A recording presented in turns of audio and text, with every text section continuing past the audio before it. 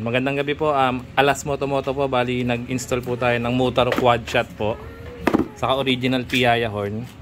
Dito po sa ADB 160 kay Sir Mark po.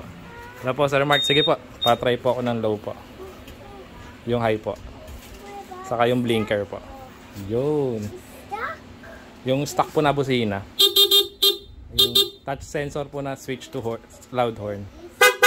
Sige po. Isang press na po. Sige po, bali ito po yung switch po na ginawa natin. Ayan po. Low, high, tas blinker po, no? Tas yung busina po natin is nandito rin po. Dito po yung switch po niya sa touch sensor. Ayan po, dito po. Ayan, bali stock horn naman po yan. Thank you po, Alas Moto po. Thank you, Sir Mark. Thank you, sir.